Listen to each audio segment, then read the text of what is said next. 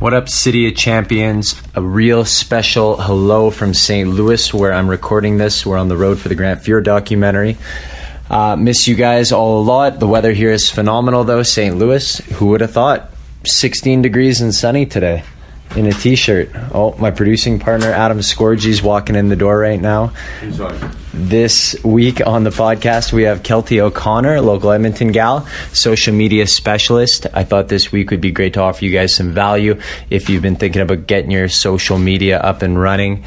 We talk about her history as a university athlete, hitting injury problems and having to redefine her life, in which she discovered her social media.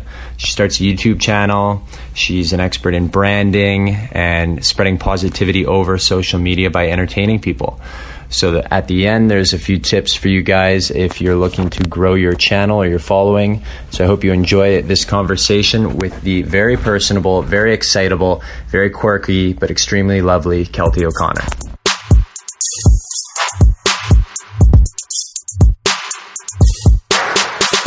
62,000 followers on Instagram, 8,800 on YouTube, a lot of Twitter followers. I don't know the exact number.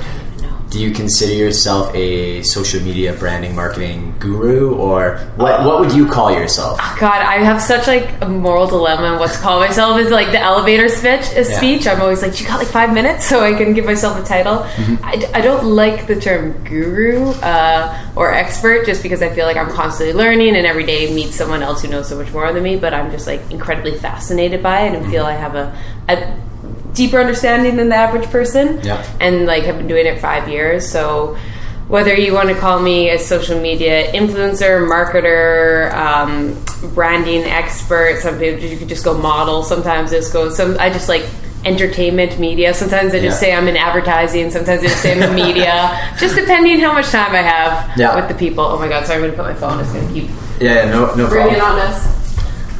I guess it's kind of like Eminem, you are whatever people say you are, right? Yeah, 100%. Just go with the flow. So let's start with the origin story. You're from Edmonton. Yeah. Grew up here. Born and raised. Played a lot of sports. That was my life.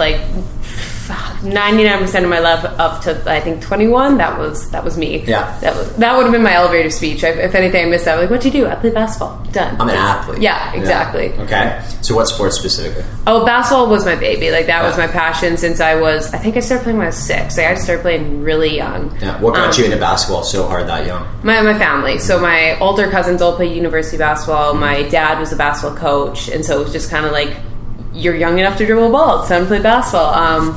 And so I played that. Then I was very multifaceted in sports, as I am. This seems to be just my trend in life. But I played, my next one would have been volleyball and competitive swimming. Yeah. And then just because I played so many sports, I just naturally got thrown on the soccer team or the rugby team. But basketball. Hey, you're good at sports. Yeah, come join our team. You're fast. Go. Okay, I don't know how to kick a ball, but I'll try.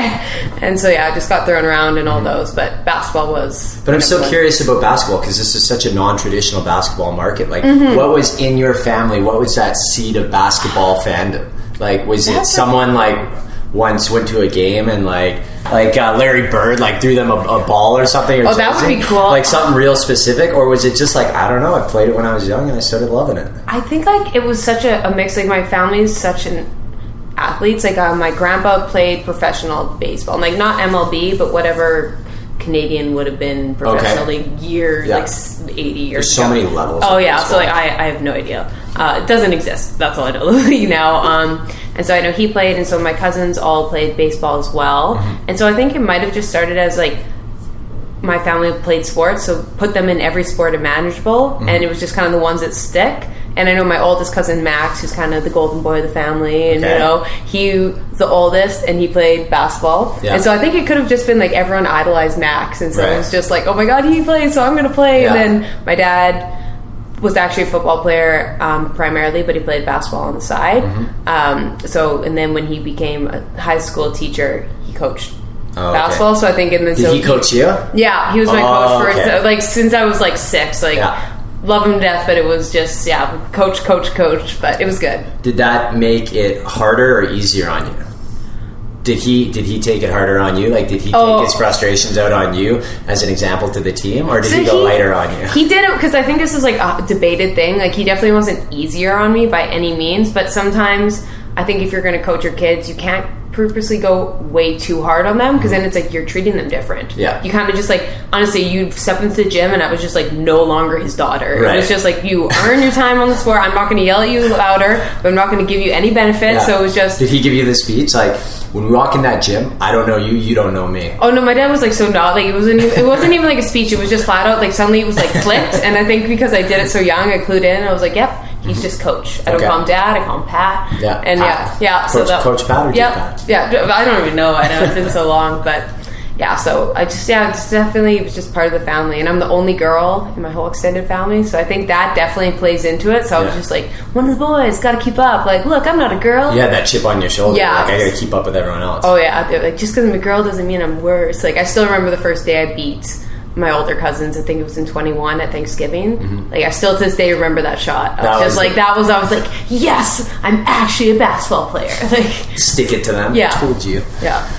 Okay, so you're a basketball star, and then you went into university to continue playing. So tell us about that story. So yeah, that was kind of it was funny. That was always sports in my life. So even though I was really cared about my academics and all that and career, my entire life was geared towards playing university sports. Like that was number one always on my bucket list. Like I just kind of chose not to look past that. I was just just get to university play, and so I did. Yeah. And that was, you don't even like realize it at the time. You're just kind of like, suddenly you go for basketball season and you're like, oh my god, I play university, and every once in a while you would like realize it. But it was a big adjustment playing university. So where did you go? I went to King's. So here now, yeah. So I went to a few colleges. Like I got like scouted around, and then the team was really good at the time. I think they were ranked like in top 10 in Canada, and the girls and I still was kind of skeptical about it because I wanted to move away from home. Of course. But the second I was there with like the group, and they're so tight knit and like so welcoming, that I was just like, hey, I need to play here. I don't care that it's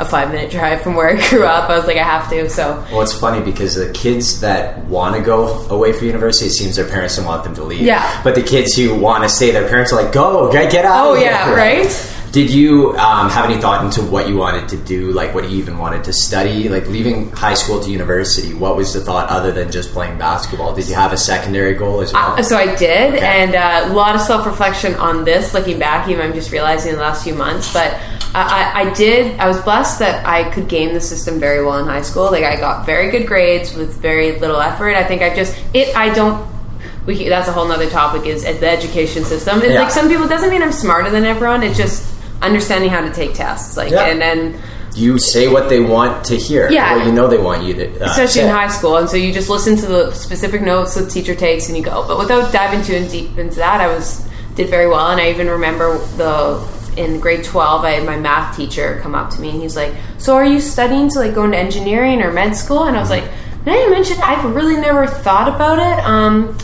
Med school sounds cool. Yeah. And I was like, I love House and I love Grey's Anatomy. Like, binge watch them. So I was like, oh my god, that's what I need to do. This looks like the sweetest life. Mm-hmm. I want to help people. And then that was kind of his rationale. And it also looks so, you make good money and these people are beautiful and you help people. It's a little bit of drama. Right? Right? I was like, why would you not want this to be your life? So I did the science route. Mm-hmm. And so that was definitely, bio major, psych minor. Like, I tried to just I knew I wanted to be, whether it be an actual, go down the more surgeon doctor route or go more into therapy. I wasn't sure, but I was like, okay, I'm just gonna do that all. And so that was definitely, that's a heavy route to try and balance all your competitive basketball. It was definitely a rude awakening. I had to learn to study time management. I remember my first bio test, and like I said, this is why traditional education is bad, is I failed my first bio test, and I went to the prof and was like, nothing you talked about was nothing on this test was what you talked about in class. He's like, yeah, because you got to figure it out yourself. I was like, oh, it's not just handed to me in high school. And so I learned, and then I did a lot better. But this is a new game. Yeah, you're like, oh, I get it. Yeah. Okay, let's do this. Yeah, that must have been frustrating in high school, just regurgitating because you're a creative person, right? But at that point, you might not have realized that you've got so much more to offer. See, I didn't realize I was creative. I thought it was so not creative because I had no outlet growing up. Because I can't paint, I can't sing, I can't draw, and none of the cliche ones. So I just assumed, I was like, oh, I must be so type A, that driven. And slowly, I had one English teacher who kind of made me realize cinema was a form of creativity. And I just remember it was very brief. It didn't even occur to me at the time, but there's other forms. So I think that was something I had to self-discover over the years. But yeah, definitely forget the tangent. We went off with that. But yeah, so yeah, that was definitely a adjustment. How would you recommend people get exposure to forms of creativity? Because I think a lot of people still don't realize that they are creative. And we all have something in us. It's just a matter of finding that right outlet. I think it's just opening your mind, and just trying things. I think a lot of people really suck at just kind of, they're like, I'm good at something, I'm going to try it. That's not me. I'm this type of person. I'm really one-minded, and something I've tried to get better. Like I was an athlete. That was me. That was all I needed to know. So I'm just not going to open myself up because there's just it's taking time away. And I think some people are blessed that they have one focused goal and that's their life. But I think the average person might be missing out something that's even more rewarding for them. So I think it's just trying things and opening your mind to it. It's funny, something you just said, they suck at trying things. It's like they suck at sucking at things. Like you can be really good at sucking at things because you're always putting yourself out there and trying. And just not getting embarrassed. Like everyone's going to start somewhere. And just being, I think a big thing is just being open that you're starting. I think a lot of us are embarrassed. It's as simple as it's your first day waiting. Like you're going to suck. So just go up to your people server and be like, this is my first day. This is probably going to go awful. Like I'll do my best. And then suddenly people are so nice about it. So I've gotten a lot better, like not trying to get sympathy, but just being flat out being like, I'm not an expert.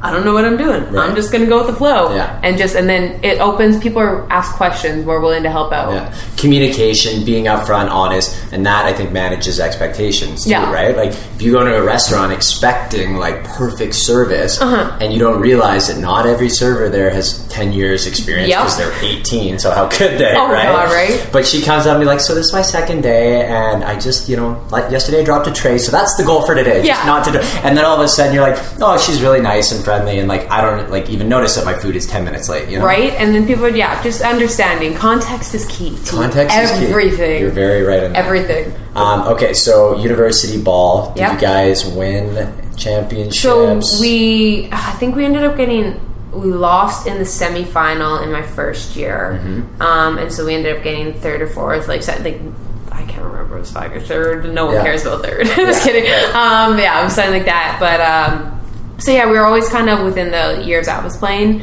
like ranked in the top 5 within Alberta, and then a few times we were nationally ranked, and so that was kind of what we were. But I think I was also going through, because we haven't talked about, but like I got injured, and that was very tough. So that part of my life kind of was very transitional from figuring out. I can barely even remember how we did. At what point did you get injured? First, second, third? First year, very end, So right near the very end. So I just I remember I was going through figuring out why I was injured during playoffs. So I played some games and it was just the doctors were like, oh, you're fine. It's just a little bruised meniscus, and it ended up being a lot worse than that. So I spent the next year recovering, on the team, kind of riding the bench, kind of going on, and so it was tough because I was playing lots in my first year. I was lucky to be 6 man, the first one in, at least getting lots of playing time, and then went from being injured, and then the next year you expect to be starting lineup, but you're on the bench even more because you're injured. And how did that affect other areas of your life other than? So I think that was definitely identity crisis for sure, and I think it affected everything in my life in an unbelievable negative way. But you have to hit rock bottom to race to the top, or I'll insert cliche sayings right there. So definitely I distinctly remember it was right when I was injured, the season just ended, and I was at the bar and just talking to people, and someone asked me oh, what'd you do? And I just drew blank, and I just was I have nothing. I have because before it used to be oh, I'm going to school, I'm doing this, I'm studying that, I'm an athlete, I have all these credentials, oh, look at me. And then suddenly it was just boom. And I was just you didn't have a title to hide behind. And so I was just the poor person was probably who is this girl? Just stared blankly, and I was having inner turmoil. And so I definitely went through a very depressed point in my life. I lost a lot of weight. I partied way too much. The partying was just a way to ignore the real problem? Oh, yeah, because I'm extremely extroverted. So you go out, you have fun, and then you're oh, this is great. I'm 19, 18, 20, and I'm partying every weekend. I'm meeting all these people. My life is great. And you wake up. Things are going great. Right? It's very much a Band-Aid. And, not saying partying is the awful thing to do when you're 18. Have fun, but I also got into the bar scene, so it wasn't just I wasn't alcoholic, but it was just more of a bar star. I hate the term, but every night, and then you're not friends with actual friends. You're friends with people through association because they want to party with you, and it's not deep relationships. It's like, let's go to Joey's and have a bunch of drinks and go to the ranch. You go out with someone because you know that like either they do crazy stuff when they're out, or they know a lot of people, so you're going to be surrounded by friends, like and just people willing to party that much. Like that's what it comes down to, which is sad, but I think we're getting to a better place with the superficiality of things because people, I mean, I try and instead of ask what do you do, I mean, and it sounds really weird, but ask people like, no, what do you do? It's like, no, who are you? Right. I love that because it's, even if someone does have an amazing title, I'm like, okay, but like, tell me more. Like that's only the scratch surface. Like, but who are you actually? Yeah. And so I hate elevator speech for that. I was like, no, I want to like get to know people, just no more like superficial. And like, I do think a lot of people, even just listening to other podcasts, and that definitely want more than the just cliche, this is my title, that's all I am, that's all you need to know. Yeah. Well, and no one sits down and has these long conversations, and like I'm a social person too, but I've started struggling the last like year because I really enjoy getting to know people. I hate the small talk. Like I hate like the cool, and then what'd you do, and like I just, and people get weirded out because I dive all of a sudden into questions that they're like, I just met you. Why are you asking about if my parents splitting up affected me long term? I'm like, I'm so sorry. Like, it's like partially me. It's partially my psych background. It's just a whole bunch of things. I am who I am. I'm sorry. Exactly. But I just I enjoy it because when you meet someone and you sit down and have an hour-long conversation and you realize like I just got to know that person better than like a lot of people have in the last year because they've seen them 100 times, but they don't know them, right? Yeah. And it's amazing what you find when you just listen, when you open up. And you attract your tribe, I feel, because the people who want to know people like that will respond well to it. Definitely. So how did you then move past this bad spot in your life? What shook you out of it? There was like a few moments, and I think it was just like not even realizing you're in it, and so like reflecting back years later, but like little milestones that like I got in a really bad car accident and came out fine. Were you driving? Was it late? Yeah, it was. I got in I don't want to get into it too much, but I got in a car. It flipped, and I walked away fine. Wow. And so that right there, it was just kind of like, and I sat back and I was like, I should be dead. Yeah. I don't feel healthy. I was an athlete. I was used to feeling healthy, good, all that kind of stuff, and then it just was like, it was a realization of like, I don't feel good anymore. And so I remember I just went like 360, like not in like the best way. I was like, I'm going raw diet, and I'm just gonna like do all these fitness things, and I'm cutting out all these people in my life. It was a little too drastic, but I think I needed that. Yeah. So the raw diet food thing didn't last long, right? But it was something I needed. Like I just went. I remember buying like all fruits and veggies, and then just like getting a gym membership again, and because I'd been working out a bit just because of rehabbing my knee. Yeah. But kind of on and again, off again, and then decided I was like, no, I'm actually just going to work out to feel good for the first time in my life, not because I didn't have a set goal anymore. Right. So definitely that's tough to manage. Yeah. Right? There's no reason for me to work out in my mind. I was like, I don't know. And so I was just like, I look fine, I'm okay, I don't need to work out. But I'll just not eat a meal every day. Right, I'll just drink a bottle of vodka and it'll be good. No, I'm just kidding. I wasn't that bad, but definitely. But there are people who are, and that's a sad thing. Totally. We're not experts at fixing that, but I hope they get the help they need. Exactly. I was like, don't contact me, but there's plenty of people out there and I hope those people get through it. Mm-hmm. But so it was things like that, and then suddenly just slowly started getting into a bit more of the fitness and health, and so that was a whole nother area in my life I went through for years. And so I definitely got the bug, and like it was right when Instagram started, weightlifting became a thing. Like females started weightlifting, and I was like, I get endorphins again, and I feel good, and suddenly I can have friends that want to go to the gym with me again, not just party with me. Yeah. And then like I started like paying attention more to those people, like people I can see sober, and we still have a great time. Yeah, exactly. Right? I would have thought. How weird is that when you go out with someone a bunch and then you see them sober and you're like, what do we talk about? What do we normally do together? It's like, you normally do shots. Yeah, that's it. Just silence and laugh and dance a bit. I was like, I actually don't even really know your last name. So it was definitely, and then that went through.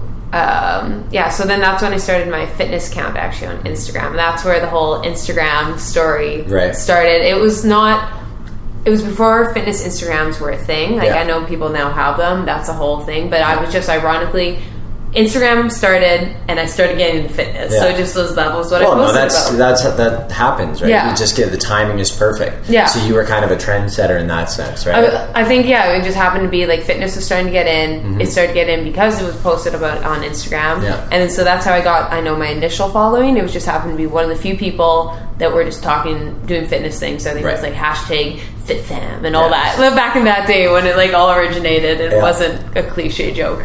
It's so funny how things just have their life cycle, right? They start off, people are hot on them, and then like a year later you look back and it's like, I can't believe we all did that. Oh, right? I think those cycles are getting shorter and shorter too because of the constant new things and stimulation that are coming out. Just even like we can look at how the fitness trend on social media. Fitness will always be a thing. I'm never bashing fitness. It's a big passion of my life. But I mean, like the fitness trend was pretty long, and now it's like going to the body positivity. And I almost feel that's getting shot down way faster than fitness did. And now I don't know what's coming next, but it's just like you said, they lasted 2 years, then it lasted a year, then it lasted 6 months, and then it's 2 months. And do you know what's happening now? Entrepreneurship. Everyone like tweeting and posting about how hard they're working, and look, another night of me being at the office till 11 p.m.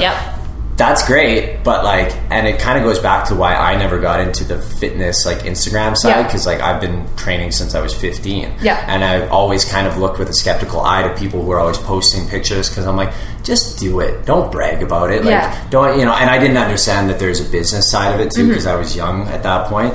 But now it's like, we're all working hard, or a lot of us are, like, but we're not posting about it 24/7. And that actually gets into a really interesting thing I wanted to ask you about later, but we'll just jump into it now, is like these people growing up with social media, these kids, how do you separate their self-worth from their social profile, their clout, say? So that scares me more than anything. As much as I love social media, it has such a positive influence if we do it in the right way. The next generation really scares me, because I constantly reflect of like, had Instagram been around when I was young, I was lucky that I was kind of getting a more confident place when I had Instagram and when I kind of got popular, so I could, hold my own, and it was still learning. I'm not like this perfect human by any means, but I just think about myself in high school and how it's treated people, and like I don't have any friends that are in high school or people I really know, but my brother's 21, so at least he's closer, so sometimes I'll like message him, I'm like, is this a thing? Like, is this what high school students do? What are you guys doing nowadays? I hear yo-yos are back in. Oh God, I can't keep track. But the thing that gets me is, and I could be wrong, but suddenly now there's always popular kids in high school, and that's just social structure. There's always going to be people. There's always going to be the pretty girl. There's always going to be the sport or thing that's in, or whatever the case is. But now there's the actual number, and I don't know, I could be wrong, but if a girl has 10,000 followers, I'm sure she's considered the more popular one. And I was like, how does that affect kids' well-being? Like the amount of likes, there's actual number. It's not just like, I think I'm popular. I think she's popular. Quantifiable, measurable, like you are or you're not. Yeah, that was a pretty picture. 100 people think so, or oh no, none of your friends liked it. Like it's, I don't know how that's going to affect society. And even I have one girlfriend I was talking to on the weekend. She's a teacher, and she mentioned that if you take away the kids' phones, they get anxiety. Really? Yeah, and she said and they're like so attached to it. And like I know even myself, and I love and hate my phone, but when someone takes it away, I get a little bit of but not so much, because it was not something I grew up with since junior high. Like social media became a thing when you were born with it in your hand. Right? So what's the longest you've gone, like in the last decade, or since you've had a smartphone? No, let's say more recent. In the last 5 years, what's the longest you've gone without like a phone or turning it on? I could be embarrassed by this. I think it's I do a lot of cleaning on social media. That's what I do, because my job is so much social media. I'm going to pretend probably like a weekend off would be the most. And that's still a lot more than like the average person. Yeah, and I have to be very deliberate about it. I decided in August to take a break from YouTube, because YouTube is very time consuming and very putting yourself out there. So I was just open. I was like, guys, I'm moving away. I want to spend time with friends and family. I'm going to take that break. And then Instagram, sometimes I'll go away and like I might open it, but I'll just try and be like, I'll open it on my personal account just to see friends. Like I won't touch my more public account, I guess would be the term. But I try, and every few months just unfollow a bunch of people. And I know it's a little ruthless, but I think it is honestly the best thing you can do, because social media can be unbelievably awful for your health. If you're following people that make you feel inferior, that make you see their posts, and we've all done it, like for some reason that person just makes you angry, rubs you the wrong way, right? Yeah, and yet you continue to follow them. Or a girl that, like, even if you like her, say theoretically she looks a certain way and it makes you feel really bad about yourself, or someone that reminds you of negative parts of your life, or they just, every time you see it, you're just kind of like, ugh. I was like, ugh. And so I go, as soon as that happens, I go and I'm occasionally I'll get called out on it, and I'll just be open. I was like, I can't follow you. It's not good for myself. And like for me now, I just did, I think, a binge like a week ago. I go on my feed, and it's so uplifting. Yeah. I see like beautiful pictures that are really inspiring. It's very artwork. I read captions that inspired me a better person, or it gives me insight into someone's world.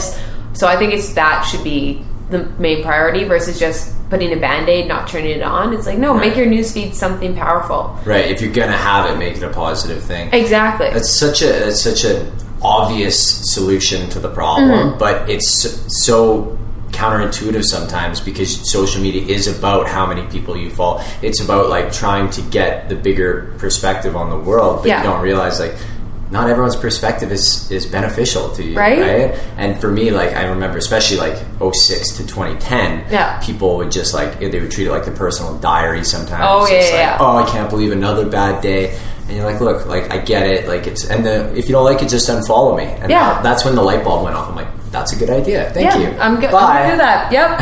And like I've gotten good at that. Any negative things people say about me, I'm like, you just don't hit that follow button. I will not be offended. But it's so much easier as an adult with perspective, right? Like kids, like it's constantly a popularity contest, and it's always been that way. Now it's like a scalable popularity contest, right? Like before it was just localized to your high school, to your friend group, to your circle, right? Like you're like, I'm like in the 80th percentile of the popularity scale, right?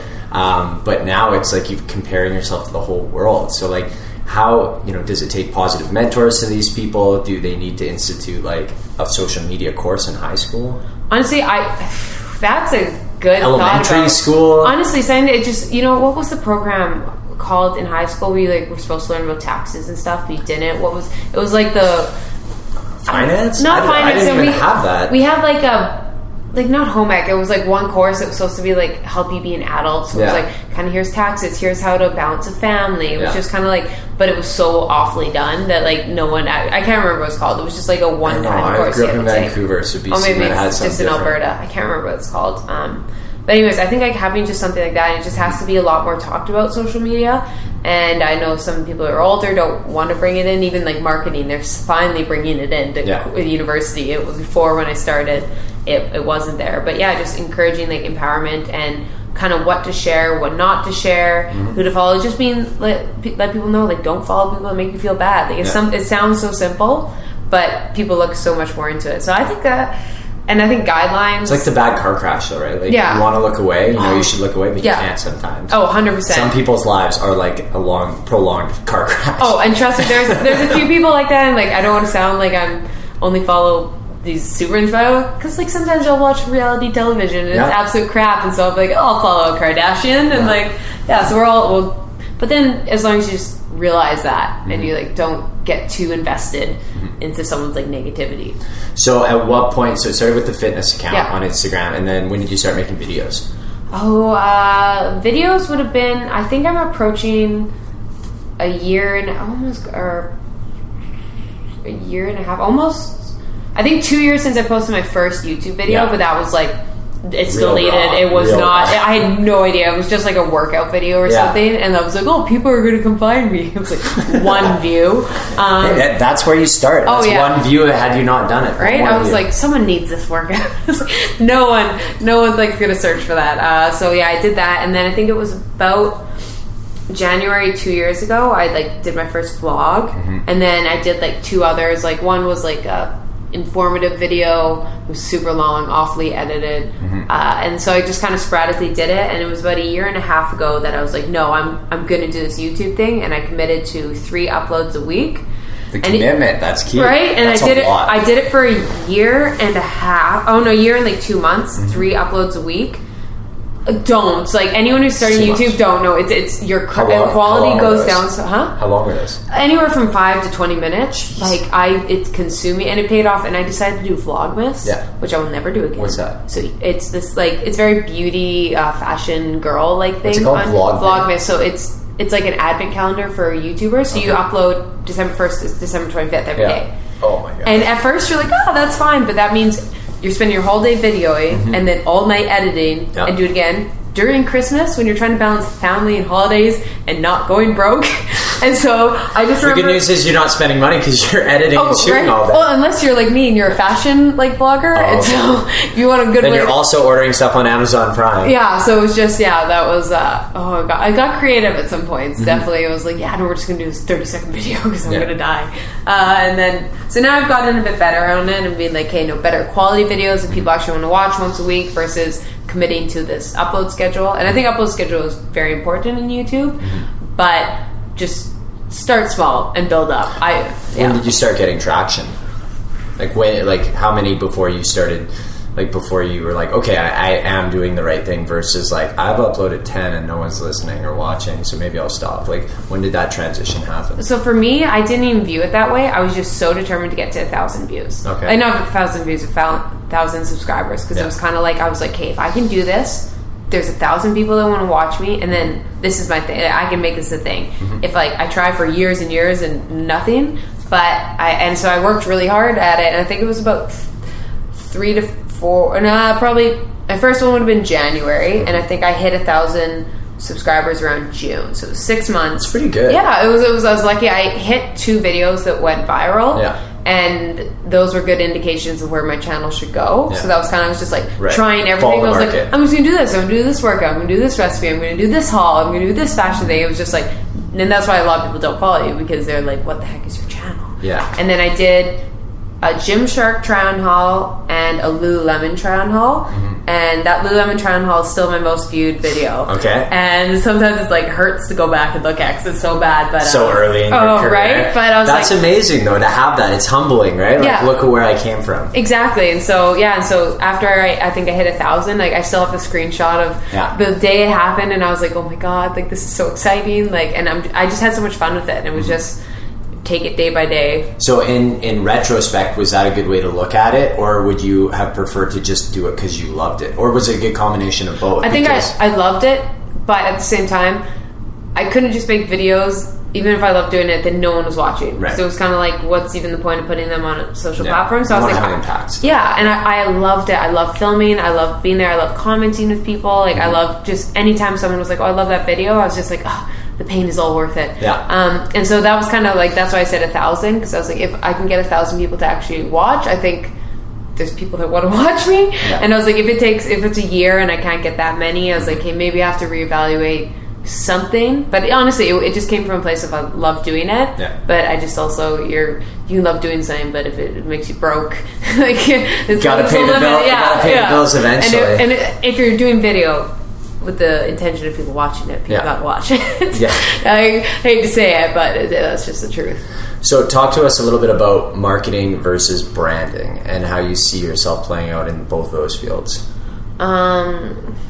So I think branding is just like a spectrum of marketing. If that would make sense. So marketing, I wouldn't call myself a marketing expert because it's so vast. Like there's like print, there's billboards, there's commercial, there's the branding's a sector of it, it's target demographic, there's analytics, like there's CEO, there's did I say CEO? SEO. SEO, not CEO, there's CEO. Tell me, I might be wrong, but when I look at it, I see marketing as more of like direct kind of approach to your customer that should directly reflect sale, or sales should directly reflect your marketing, whereas branding is more of like giving value and providing sort of an overall idea of what you are and who you are, and it gives to the consumer without really asking, whereas marketing is like, I'm putting this out because I want you to buy my shit.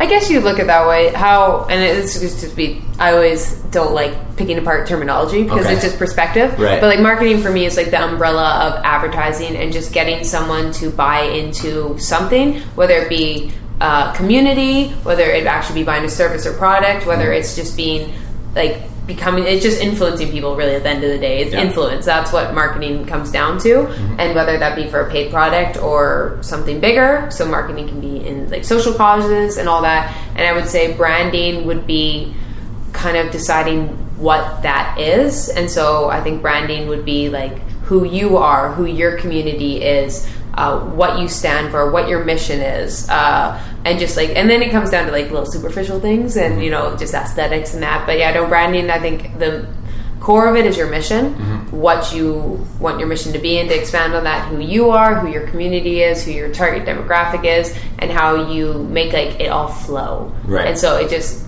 kind of creates a channel for the people who, your tribe, and that's whether that be, like you said, a service or not. Okay. And I think, marketing can be just so broad because, like you said, there's one-on-one marketing, there's online marketing, there's the word-of-mouth marketing, and then there's so many lists. Everything, direct line, all that stuff. So what do you see yourself as most successful in? What is your strategy, and where do you want to take it to?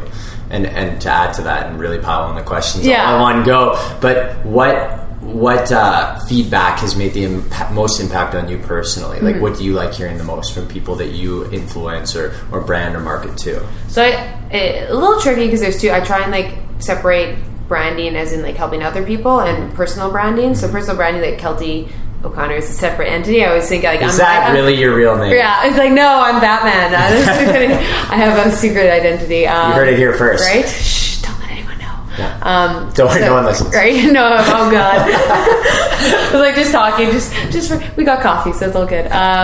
So I always try and kind of keep like Keltie O'Connor is one of my clients, and like that's me. That's like who I am as a person. But then like my marketing, branding, and that is just, that's a whole different spectrum. And so it's two different things we want to talk about. Like when I work with a brand, the things that I love is, first of all, them just creating a community and tribe. And I always, any brand I work with, because I'm so small, I'm not like a big company or anything, I only work with people or brands that I just truly love. And that, because it's like we've talked about, I'm very multifaceted, and so by working with different brands I can kind of just like feel good because I'm doing all those things or helping someone achieve that. Like for example, I don't do any personal training anymore, anything like that. But if I help personal trainers, I'm like, okay, there's people getting in shape and healthy, and I can sleep well at night doing that. And then I also love fashion. So if I work with fashion companies, I love, especially athletic wear, it can make people feel really confident. So if I can find athletic wear, find their tribe and their community, so people are feeling stuff that makes them feel really good, and so on and so forth for all my different passions. So I think my favorite thing in terms of branding is creating a brand. Like I think that's really fun. Whether it's even the aesthetics behind it, and that clients come back to me and say like, we've created a community. We've created something that encourages positivity, health, happiness, escapism, whatever it is, whatever that. So I think that's my favorite from that perspective of branding. And then my personal branding would just be like, I just love to entertain people. Whether people laugh, people say they like their video. I love to keep social media positive. So I was like, escapism is a thing. So I was like, if I provide entertainment for 10 minutes a day for someone that's positive and not watching fake news. Yeah. So I've done my job. Fake. Oh God. When you talk about fake news for days. So you're going to get into acting, I have to assume, because you like to entertain people, and it just fits your personality perfectly. And we can go way back to kind of what I previewed at the beginning, like when I talked about Grey's Anatomy. That was something I've done a lot of soul searching, and I was never creative. I was never that. I was very like blunt and like, this is who I am. Let's not because you grew up around guys. Yeah, exactly. I was like, don't dig deep. Just like push everything real down. Really, really healthy things. And so, now realizing, I was like, why was I so drawn to Grey's Anatomy and House and all that? And so, make a long story short, I thought it was because I wanted to make people healthy. And then I was like, I went there and I was like, okay. Then I went to the fitness route. I was like, oh no, I want to make people healthy before they get sick. So it must be fitness. That must be my thing. Yeah. And now I'm kind of looking at, I was like, it was never actually the healthy or aspect. Of course I want everyone to be healthy, and fitness should just be a part of your life, and it's part of mine. I know, and so I love that I get to share a lot of fitness things that inspire, but I'll never be like, here's my workout. I don't really enjoy that anymore. Because now I've gone back and it was like, oh, you like Grey's Anatomy and House because you like the actors, like you wanted to be in the show, and you wanted to I just want to make people be happy. Yeah. So I thought it was this bigger thing and saving lives, and I thought it was just making them a bit healthy, and I was like, no, I think I just truly enjoy the thought that I could like entertain people every day. Right. So I think now it's realizing that 18-year-old Keltie has to admit, no, you don't want to go to med school. You want to be an actor on Grey's Anatomy. Right. So I'm just in social media, so I'm not going to be oblivious. And I'm like, oh, I can talk to my own camera and edit. I can just hop right on any TV show. There's a lot more to it, but I'm definitely trying to, being back in Edmonton, there's actually a lot more opportunities than what I was at in Halifax. Right. So just trying to figure out all those opportunities and go that way. Right. Well, I mean, entertaining people, making people laugh. Like, look at Patch Adams, Robin Williams. Right? Robin Williams. Like, humor is the best medicine. Exactly. And I think we need a lot more of it in the world. Especially, like we said, social media is so draining, so negative. Yeah. That you can flip on the news and it's so negative. And I think everyone has purpose in life, and I think some people's purpose will be a lot more saving lives, and some people take on big burdens to help others, and some people have very political agendas, and some people have very health or those kind. There's so many different things, but then I think there has to be people in the world that just, it's like, life should be fun. Can we remember that? It doesn't have to be so serious. Well, how do you get people to take the chances? Like, what are the secrets there? Like, so many people are afraid to do something and look silly, and now with social media, like, those consequences can be amplified, right? Like, what advice do you give to people in that sense? Well, I don't have perfect advice, but here's what I tell myself. If you're, like, nervous about being embarrassed on television, on, like, filming yourself, or, like, cliches I blog in public, and people are like, how do you talk to a camera by yourself on public? I was like, it's called publicity, because the worst thing that could happen is someone takes a video of me embarrassing myself. It goes on Facebook, I go viral. It's a win-win. That's earned media right there. And so I was like, you just gotta go with that perspective, that like, if you screw up, it's gonna be way better television. Because what's the best part about SNL? When they laugh. Yeah, of course. And so like, that's as clean. Thank you, Jimmy Fallon. Right? look what happened. You got the Tonight Show. Like, things like pay off. And so I think people love when people are real, so you don't have to be perfect, and that's why YouTube is so popular, because it's real, it's not so staged. Same with Instagram, that's what people love, the rawness, so it doesn't have to be perfectly. And so I think just reminding yourself that it's not going to be perfect, because if you had it perfect, you'd be an all-star and you would already have made it. So just accepting, like, what's the term, Tim Ferriss said it, and this is something I was taught from a young age, and maybe this is really bad, but I think it's negative fear setting. No, I don't know. It's negative. I don't want to say pessimistic. Negative visualization. That's insane. My mom instilled on me as a young kid. That's a factor of fear setting. Oh, okay. So we're talking about the same thing. Okay, go ahead, explain. Yeah, and so it's pretty much the idea of, we're constantly told, like, visualize everything going perfect. Like, say it's a basketball game, you visualize the basketball going perfectly in your hand, you dribbled this pass, all that, you win the championship, it's all good. Which I think you have to do a bit. You have to believe in yourself that's going to happen. But I think we cripple ourselves so much, because the second anything goes wrong, people are just like frozen, like, how do you expect it to go wrong, and this and that. And so, like, anytime I've gone into anything, and why I don't get stage fright, why I don't think I get social anxiety, is because my mom, from a young age, like, I was a kid, I'd get scared. She'd be like, Keltie, what's the worst that could happen? I'd be like, oh, well, they'll make fun of me. I'm like, and so what happens then? And I would sit there, but they forget about it tomorrow. She's like, exactly. She's like, you gonna die? I'm like, no.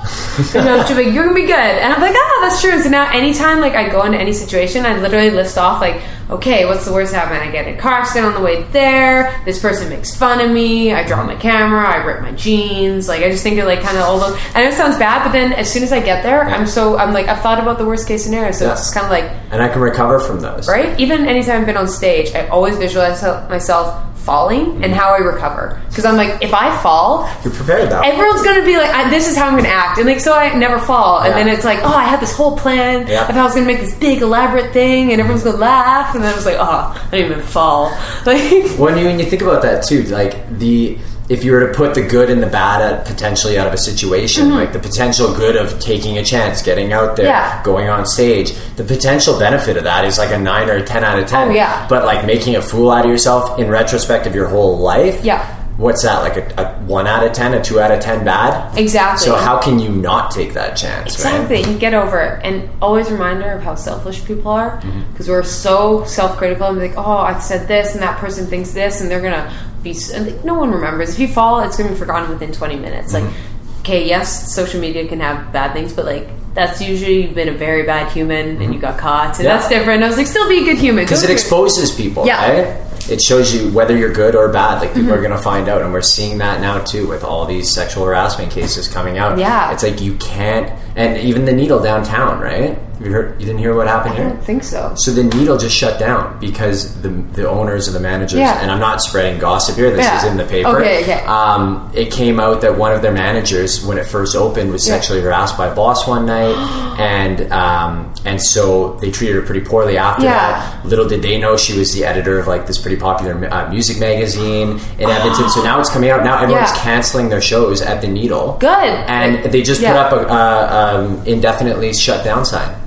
And it happened like within like less than a week. And that's where we have to remember social media is so beautiful. And as much as like there's negativity, this Harvey like Weinstein thing would not have been a thing without social media. Like it could have been, but it empowers other people to stand up. And so that's why we're seeing so much negativity, because I think we're purging right now in a lot of ways. That's like, a good way to look at it, I mean, like it's people are getting outed and we're realizing, like, I don't want to get too much in political things because I'm not educated enough. This is a really good trend here. But I've always kind of thought like, whether it be like racism, as much as we go into that, is there's obviously an issue, and maybe it was hidden before and we thought it was over, but now it's coming. It's like, no, this is still a thing. We still have to battle it. And so social media is coming up. And then, like we said, that Harvey Weinstein's like, no one thought about it, but now, before, a girl couldn't ever come out to, because who would she come out to? And she would get told, be like, hey, you lose your job and you're never going to make it in Hollywood. And I even look at myself in those shoes. I'd be like, if you're giving me that kind of contract, like, why would I come out if that happened to me? And which is awful to think, like, but suddenly when you have the support system of other girls, and that it's, by you saying it, it's going to go viral. And it's going to keep people in check. You put people on blast, right? It's the same with anything, and it's coming out in the fitness industry, which I'm sure there's great people out there who are calling out, fitness myths or fitness frauds or phonies, and being like, look, like, these guys are full of shit, like, use your common sense. Exactly. And it's, the same thing when a tragedy happens too. As bad as it is that a tragedy would happen, like, the overwhelming outreach of positivity and connectivity that happens after the fact is so beautiful. It's amazing. And like, we have that power. Like, I think there's been like cases where there's tragedy even in like Alberta with like McMurray fires and stuff, and like Calgary flooding, and all those, and like shelters would be overwhelmed with so many clothes donations because they couldn't handle them all, because there's so many. And so like, we got to remember that stuff that you wouldn't even see without it. And I don't think we should ever attack people just for the sake of attacking, but people need to be held accountable. And I don't believe in bully sites by any means, but just, and spreading the good, like we said, fitness myths. I love the accounts that don't go after accounts, but they pretty much, instead of being like, Kylie Jenner sells fit tea, they just go, here's why you shouldn't buy fit tea. Buy this instead. Just drink some green tea and don't buy a laxative. Like, it's just eat a healthy diet. Like, don't waste your money on green tea. Or whatever. You know what I mean? Don't buy detox teas. Oh my God. I'm going to do a podcast with a friend of mine who's fantastic at that. He just debunks everything in such an analytical, and I talked about him the last podcast I did. Andrew Coates, got a shout out. He does a podcast in Edmonton called The Fitness Devil, Okay, I know him. Yeah. So he's perfect at that. I really like that. That's awesome what you said, that it really, we're seeing a purging of the negativity, because I think it can get overwhelming. People can look at it as a bad thing, and exactly how you said. So that's really intriguing me now to see where that's going to go. Exactly. And I'm very excited in a lot of ways, because like I said, and maybe I'm wrong, but I feel there's such a bubble being burst right now, like with the sexual harassment, racism, just like political front, like everything. It just seems like, and maybe it's because it is in the forefront, but I think we are, maybe, hopefully, this is a purge, not the end of mankind. So the dark before the dawn, right? Exactly. We have to open the band-aids and let it bleed before we can sew it up. Right. And so how does the social media differ from like the mainstream media? Is it just simply because it's controlled by the people? Because it's controlled by like the market and the movement versus a couple people at the top blasting down their message? So there's a fine line, because virtual social media is so popular that it's still like, now there's channels like, like a BuzzFeed that's just pretty much, it's mainstream media. Right. And but in terms of, it just keeps things in check, because you go back and like, there's CNN accounts and CBC and every single has shared something that's not right, or something that is a bit biased towards who the writer was, or something that was whatever it is. And then people get so used to like, oh, I really only watch CNN. It's a habit. So I just become uber right wing or uber left wing or whatever. You become really extremist. And versus now with social media, there's just so many people have their voice that it just keeps everyone in line. Versus I don't work in mainstream media, even though maybe one day I'd like to. That'd be the good point. Just kidding, yeah. But just like, I think there's just, not as much accountability. There could be bigger agendas, there's bigger budgets, there's more toes they have to watch, versus social media is just kind of like, oh, here's my opinion. Take it or leave it. Yeah. So I want to, if the audience hasn't already gotten value, which I think you provide an enormous amount, but I want to get your take on a couple easy kind of quick tips that can really improve people's social media clout or their presence, or help them get to the level, speak to the audience that they want to reach. I'd love to. What are some of your kind of like beginner tips? Okay, first one would be like, have an end goal, a mission statement.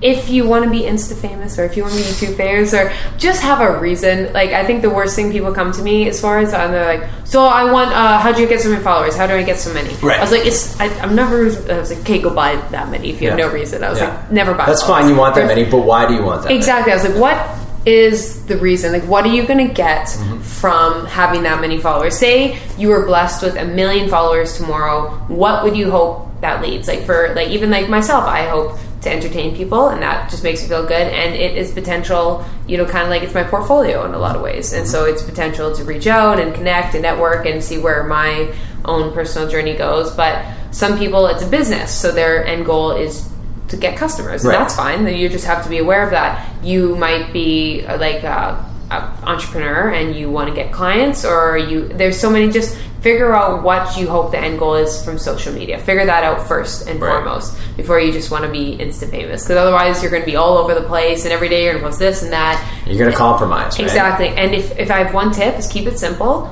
People think it should be overcomplicated, but consistency and quality will always win on social media in any platform. So if you have a consistent mission and consistent theme and stick with it, as like, the simple one would be, say your thing is smoothies. Like, I know it sounds stupid, but like, say you really want to help people eat healthy and you have a healthy food restaurant. Like, stick with smoothies. Always have a smoothie a day, and just like, and so then suddenly people always go for you for smoothies. You're your smoothie girl, and then people who want smoothies will follow you, and you can grow real fast. And then you can maybe do a bit bigger, like healthy food or whatever, or fashion. Have a specific kind of fashion. Like, mine has always been kind of like athleisure, athletic, or have a very, you're boho, or you're very travel, you're very mountain, whatever it is. And stay with it. Okay. And of course you evolve. Like, I've evolved my Instagrams a lot over the years, and it's just me as a human. But maybe it's just good. Yeah. You need to be evolving. Yeah, exactly. And so like, but also be open in the fact that like, it's evolved in a natural sense. Like, for example, I went from like posting like fit tips to just be a bit more like, what was the thing? It was always the outfit. So I posted a bit more outfit and entertainment. And so I was like, always and now I'm just kind of there. So it was gradual. It wasn't like, today I'm a fashion blogger, tomorrow I'm a food blogger. Like, and then eventually they just want to see you in certain situations, right? Because of your antics. Yeah, so I'm going way too long in the short. But my thing is like, get a consistent reason you want to grow on social media, and then stick with that, and then figure out how you can bring quality to people. Don't think about what you want to post. If you want to make it, think about how you can help others. Whether it be you can provide them education, whether you create a community, which is really powerful if you're a brand. So if you can create a place to highlight all the people within your community, your tribe, your business, and just make them feel, that's an amazing part of social media. So you can create education, community, or you can just be brand awareness. That's a thing. Like Coca-Cola would do that. So that's where just having things people want to... The train and the polar bear. Yeah, exactly. They own Christmas. It's insane. Right? Yeah. Starbucks, red cups. Just like, as just gimmicky as it is, it's that. So just creating something like that. So figure out why... A remedy guy myself. So just... at least it's still red. Still red. Yeah. Just kidding.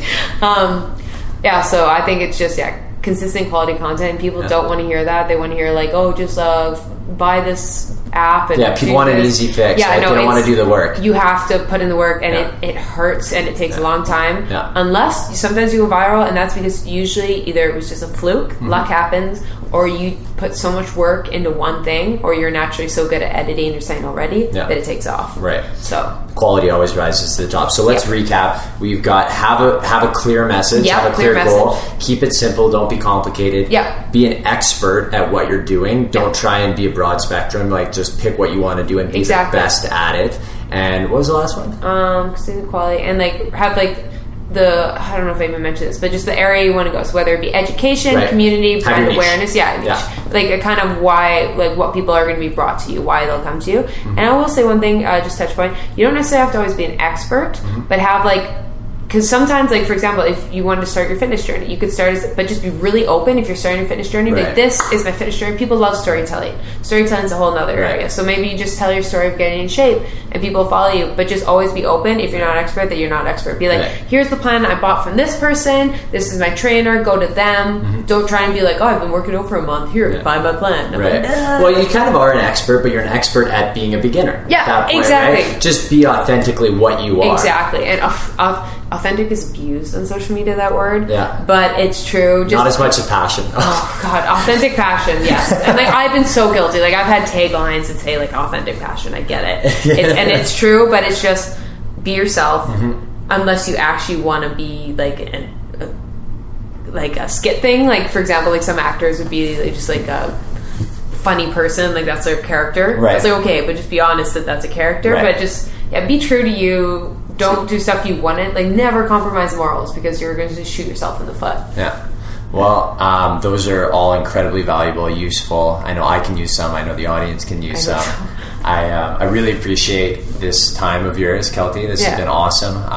And is there anything you want to leave with the audience? Anything that you want to, go out with a bang or go with a bang? Or just like, drop mic. Mic drop. Oh, there goes my mic. Inside you're crying. Be like, there's so many. Oh no, just physical goods. Yeah, can't take them with you.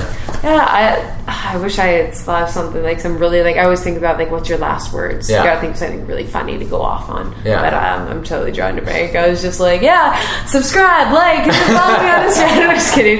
Be like, just find what you want to do. I'd say as cheesy as that is, and just like we can talk about this. Don't be afraid to try things. Like go and try. Don't be intimidated. That's what I was going to say. Like, what's the worst that could happen? Just go try things. Yeah. And say hello on the street if you see us. Yeah.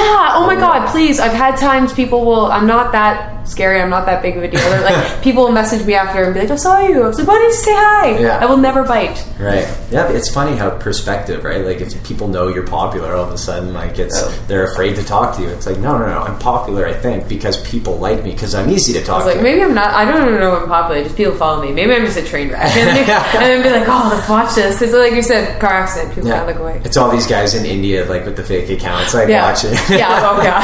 I don't think that's the case with you. Yeah. No. All right. Well, I'll let you get to. I'm sure 1,000 things that you need to do today. But thanks for having me here and chatting. Thanks for having me. All right. See you later. Yeah.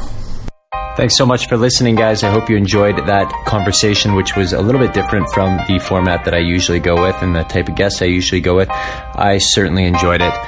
Make sure you follow Keltie on everything: Twitter, Instagram, YouTube, Snapchat. Simply Keltie O'Connor. Have a great week. See you next week.